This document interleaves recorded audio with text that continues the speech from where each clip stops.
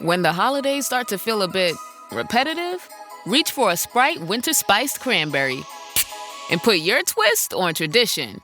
A bold cranberry and winter spice flavor fusion, Sprite Winter Spiced Cranberry is a refreshing way to shake things up this sipping season. And only for a limited time. Sprite. Obey your thirst. This episode is brought to you by Indeed.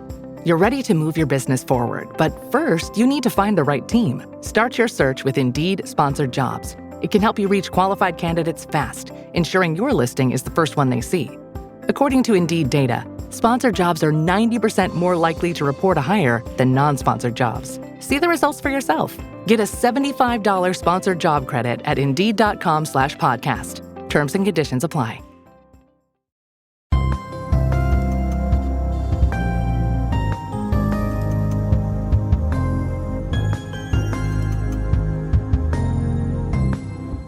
This is Dr. Ted O'Connell with the Med Prep to Go podcast. Today we'll be reviewing 3 cardiovascular questions.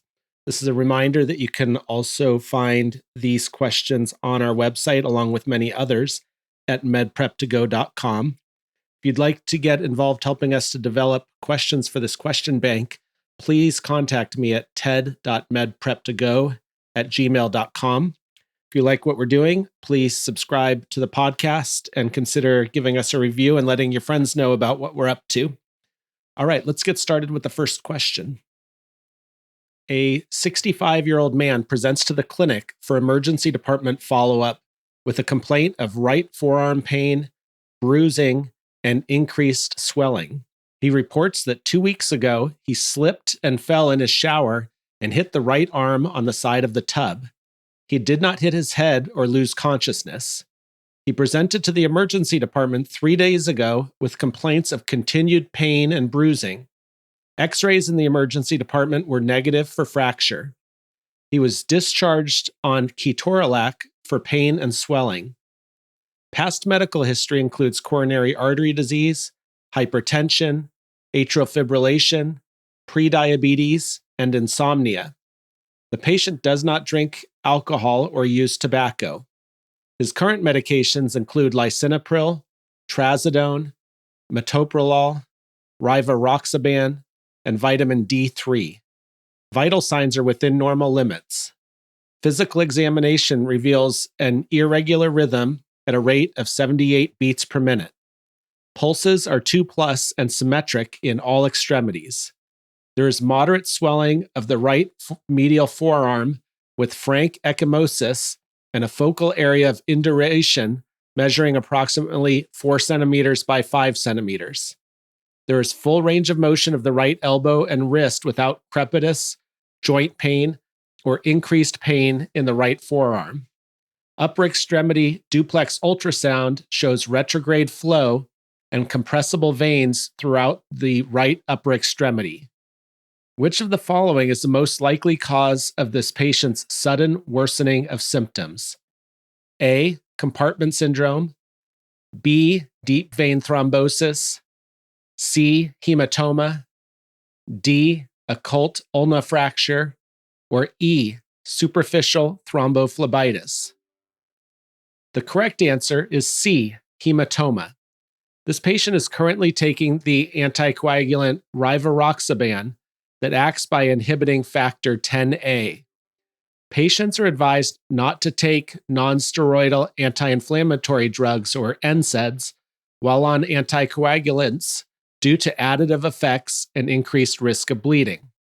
This patient was discharged from the emergency department on ketorolac, an NSAID.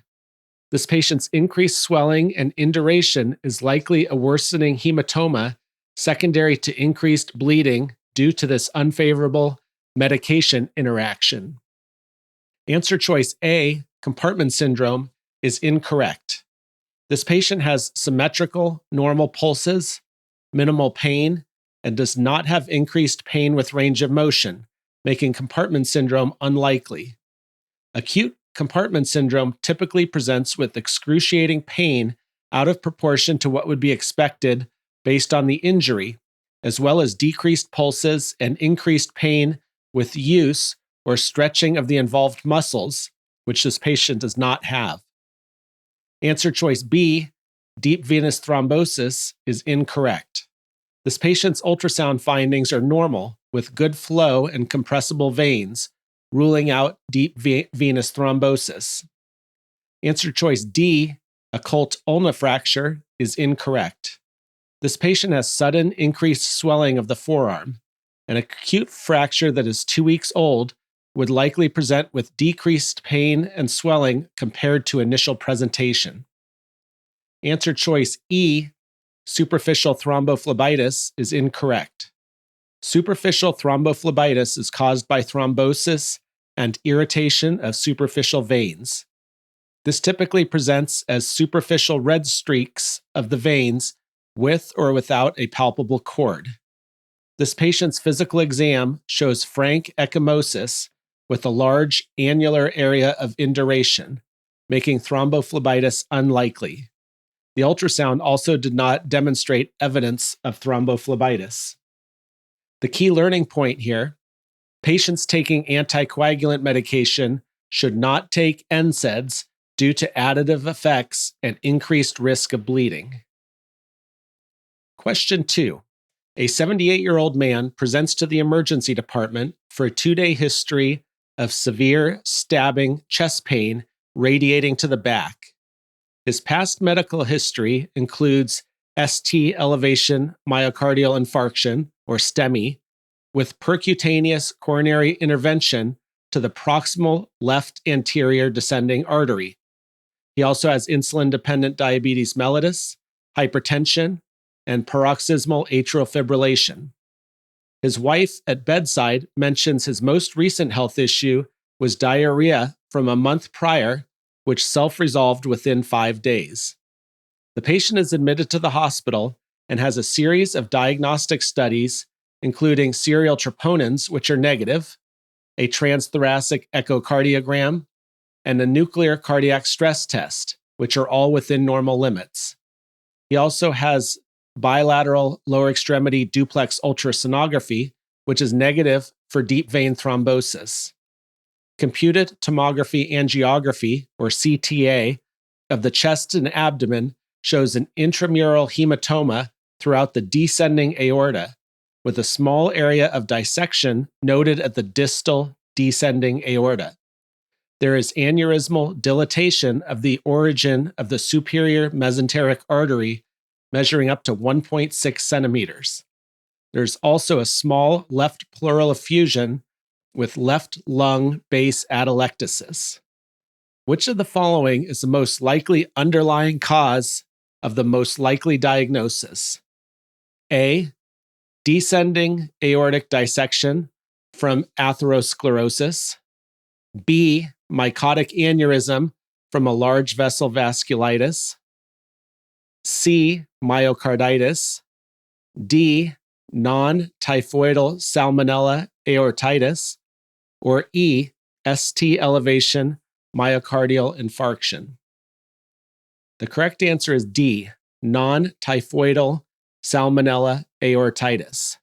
Non-typhoidal salmonella is a common culprit in mycotic aneurysm. Non-typhoidal salmonella, or NTS, aortitis is a well-described complication in older persons with atherosclerotic plaque. NTS causes about 40% of all infective aortitis, and it is characterized by high morbidity and mortality. This patient's presentation is thoroughly consistent with this diagnosis. Although endovascular repair has been reported, open surgery has generally been the approach. Iliac artery salmonella arteritis would be distinctly rare, but has been reported. Medical management alone will be inadequate for either site of infection.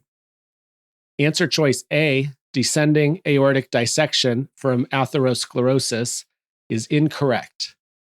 The most likely cause of the aneurysm and dissection is a salmonella infection. Answer choice B, mycotic aneurysm from a large vessel vasculitis, is incorrect. The most likely cause of the aneurysm and dissection is a salmonella infection. Answer choice C, myocarditis, is incorrect. Myocarditis typically presents with pleuritic chest pain, respiratory distress, and/or signs of symptoms of heart failure, but would not show the findings described in the vignette. Although there is mild pleural effusion, the ejection fraction is normal for this patient and does not indicate any concern for myocarditis or heart failure. Answer choice E, ST elevation myocardial infarction, is incorrect. Myocardial infarction can present similarly to an aortic dissection, especially if serum troponins are elevated. However, the CT findings are notable for dissection in the descending aorta and the aneurysm at the superior mesenteric artery.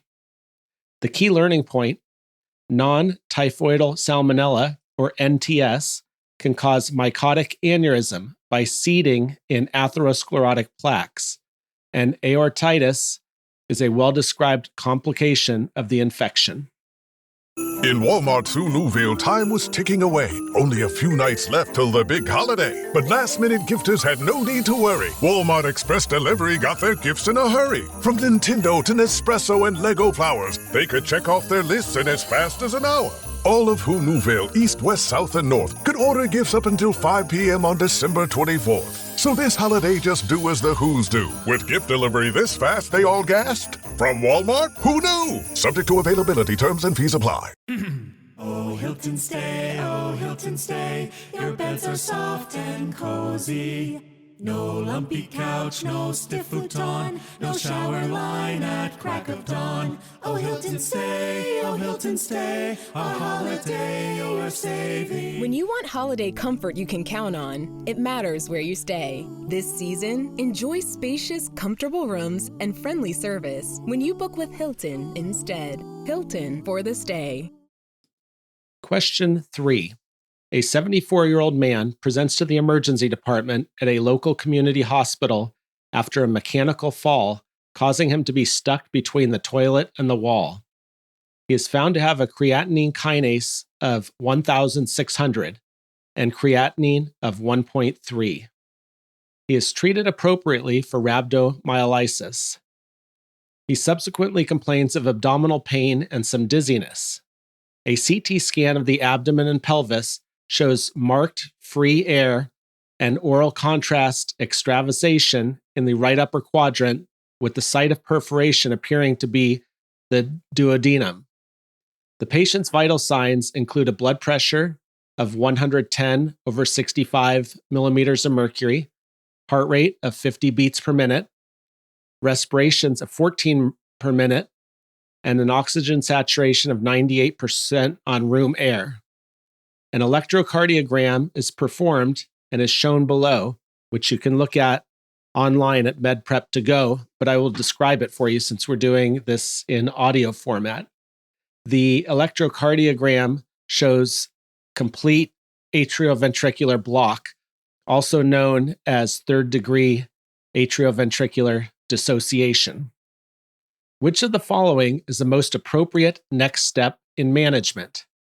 A, administer atropine. B, cardiology consultation for electrocardiogram interpretation.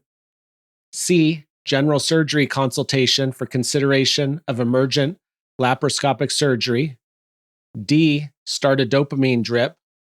Or E, transfer the patient for immediate permanent pacemaker implantation.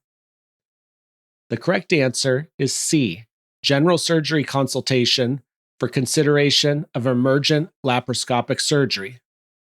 This patient is suffering from multiple coinciding issues at the same time, and it is important to determine the most important sequence of events.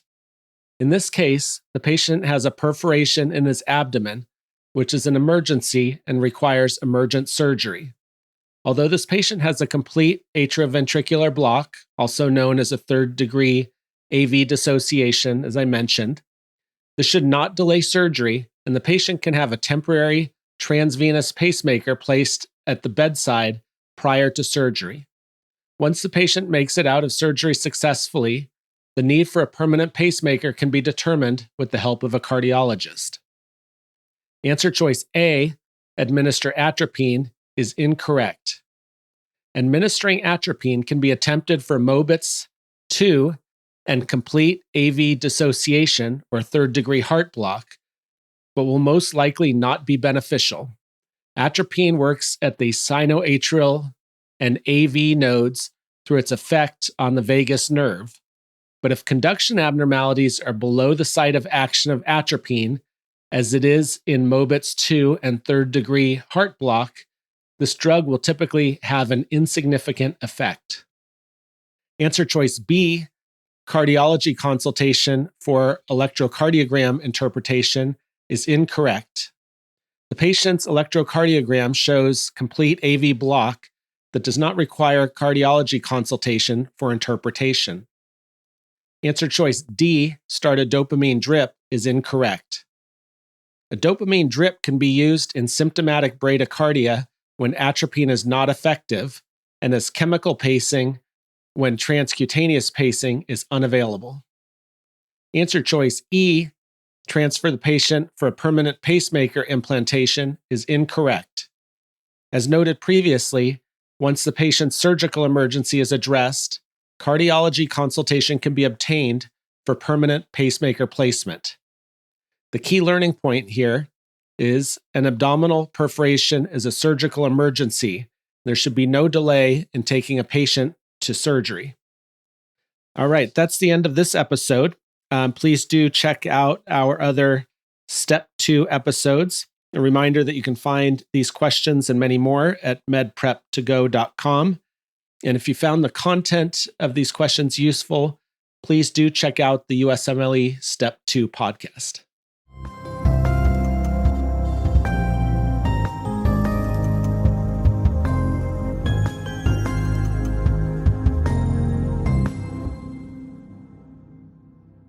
Hey, Ryan Reynolds here for Mint Mobile. One of the perks about having 4 kids that you know about is actually getting a direct line to the big man up north. Mm-hmm. And this year, he wants you to know the best gift that you can give someone is the gift of Mint Mobile's unlimited wireless for $15 a month. Now, you don't even need to wrap it. Give it a try at mintmobile.com/switch. Upfront payment of $45 for 3-month plan equivalent to $15 per month required. New customer offer for first 3 months only. Speed slow after 35 gigabytes if network's busy. Taxes and fees extra. See mintmobile.com.